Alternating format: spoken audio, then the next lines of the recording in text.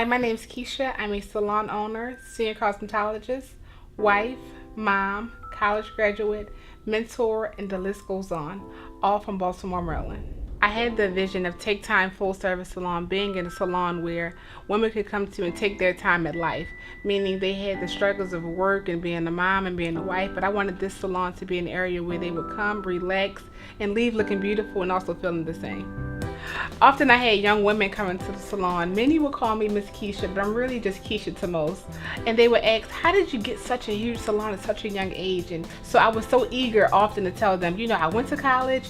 It was an idea that I had in college. I wrote a paper, and here's the paper. Look what I wrote, and here's the salon.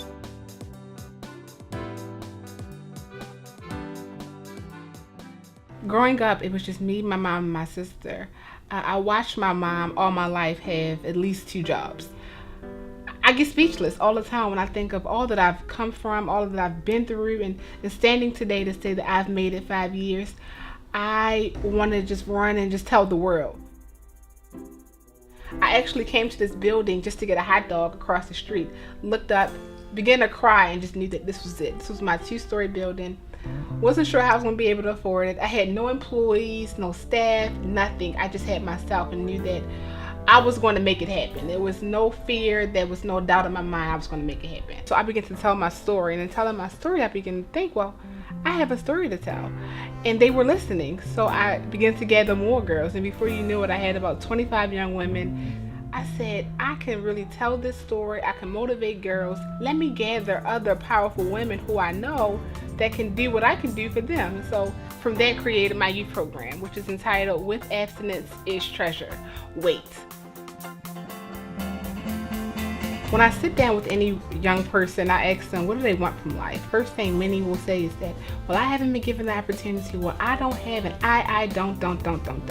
And they tell me about their life and how the cards they've been dealt weren't the best. And so I say to them, give me that deck of cards. Let's reshuffle. Let's restart. Let's rebuild. Let's forget kind of what you've been through and just start over today. Let's leave alone what happened and what didn't happen, what didn't go right. Let's just start making it right. And from those points, we start to build and start to manifest great things. They start to think more positive and leave that life they had prior to back there and start moving forward and looking towards their future. I speak to my young women, young ladies, often about opportunity. I've had the opportunity to model, billboards in New York, extra in movies, magazines, you name it.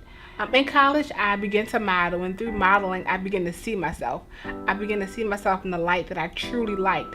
When I began to model, I had to start to love my skin because those pictures didn't lie. And so with loving my skin, it showed on the camera, it showed amongst other people. And when I loved myself wholeheartedly, I began to see that the world loved who I was too.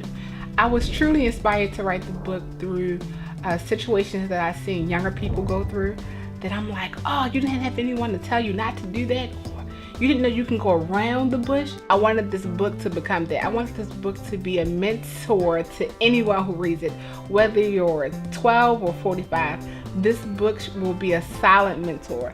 You can have it all. You can have that career, and you can have that family, and you can become someone's wife and do it all in one life. I want everyone who reads this book to finish it and say to themselves, yes, I can do it, and I'm going to start today.